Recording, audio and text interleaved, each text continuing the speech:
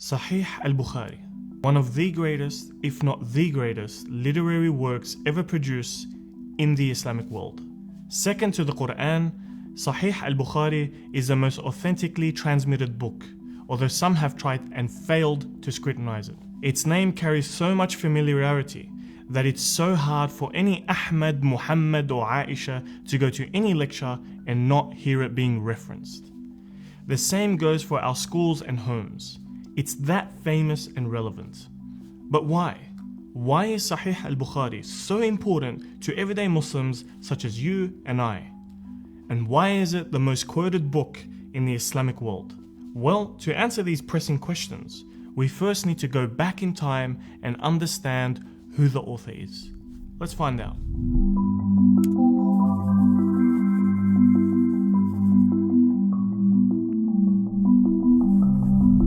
Imam al-Bukhari, or Muhammad ibn Ismail al-Bukhari, was born in 194 AH in Bukhara, Khorasan, which is modern-day Uzbekistan. His father was a well-educated, respected man among his peers and family. He wasn't a scholar of hadith, but he did dabble in hadith here and there when he learned under the hands of Imam Malik and others alike. Unfortunately for the Imam, his father had passed away soon after his birth. Fortunately, his family was middle class and his father left a sizable inheritance for the Imam and his family to live from. As a child, the Imam was distinguished from his peers and had accomplished what most didn't. He had seen as a young lad a dream of him standing in front of the Prophet Muhammad ﷺ, swatting flies, protecting the Prophet. When he had told his sheikh about this dream, he said that the Imam will ward off fabricated hadith just like how he warded off those flies. That's why at the age of 12 he had memorized 7,000 hadiths along with all their chain of narrations, and by the age of 14 he had soaked up all the hadiths he could in Bukhara. He had used up all the scholarship and knowledge in his local province. So when he had the opportunity to go to Mecca with his mother and brother, he couldn't say no. At this time, Mecca had some of the most famous scholars teaching at the time. That's why when his mother and brother wanted to leave, he wanted to stay. He wanted to stay and squeeze every drop of knowledge from the scholars. For over a decade, Bukhari would float in and around Mecca and Medina, excelling in academia at a very early age. In fact, at the age of 18, he authored his own book, and not just any book, a 9-book volume on the science of Ilm al-Rijal, or the science of men. This science is generally considered one of the most advanced sciences in the field of hadith, as it deals with the biographies of the narrators of hadith. To this day, this text is the primary source of reference for understanding the lives of narrators of hadith. One thing to know about Imam Bukhari that most people didn't know is that he wasn't just a specialist in hadith, he was also a master of theology and fiqh. After he had exhausted the knowledge in Hijaz, he then traveled to Baghdad, the capital of the Abbasid Caliphate. It was there where he met the greatest hadith scholar alive at that time, Imam Ahmad ibn Hanbal. Imam Ahmad had praised Imam Bukhari, saying that he had never seen anyone from the entire province of Khorasan like him, although Imam Bukhari had not reached his peak scholarship at that time. As a student, Bukhari was truly like no other. Where all his peers would carry notes, Bukhari sat in his classes empty-handed, just listening. His notes were kept all in his head. It was very common and often that Bukhari would correct his teachers just from his memory. His legendary memory had reached far and wide. So one day, some scholars had come together to test if the rumors were true and invite the Imam to a hadith reading circle in the Grand Masjid of Baghdad. The scholars recited 100 hadiths in front of the Imam. Only unbeknownst to him, the chains of narration of the hadith were mixed and matched with the actual text of the hadith. So basically, all the 100 hadiths narrated seemed outwardly correct, but were in fact completely wrong. Each scholar would read some hadith and ask the Imam if he knew them. He replied, no, for all 100 hadiths. As you can imagine, this would look quite awkward for a great scholar of hadith like Imam al-Bukhari. However, when the scholars were done with narrating, one by one, the Imam began to repeat all the incorrect hadith in the exact order to the same scholar who narrated it and pointed out the exact error of the narration.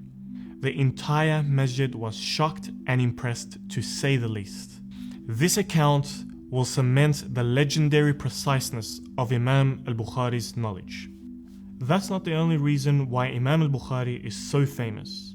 You see, the Imam was sitting in one of the teaching circles of his teacher, Ishaq ibn Rahawayh, a respected scholar of hadith.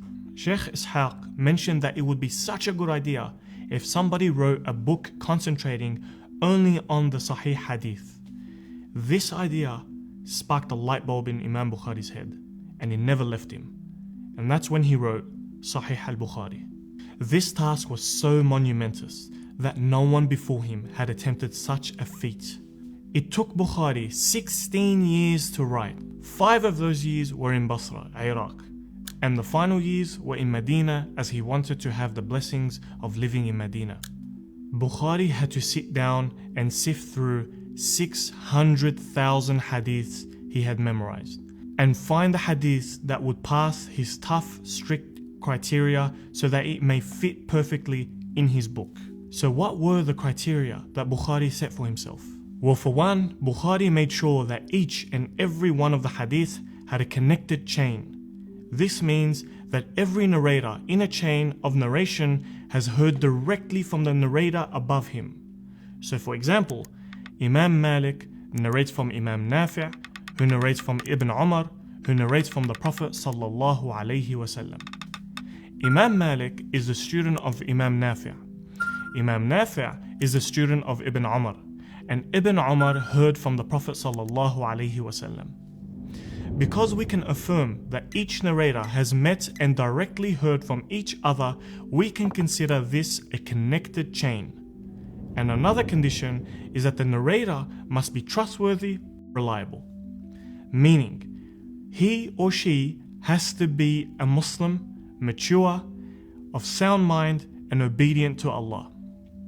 Also, the narrator must be precise, meaning if he is orating the hadith from memory, then obviously his memory must be sharp and precise.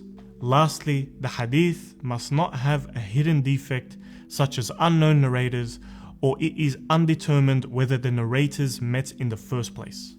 But the one condition that Bukhari set for himself in compiling the Sahih that set him apart from all other authors was that the narrators of a chain must prove that they have met.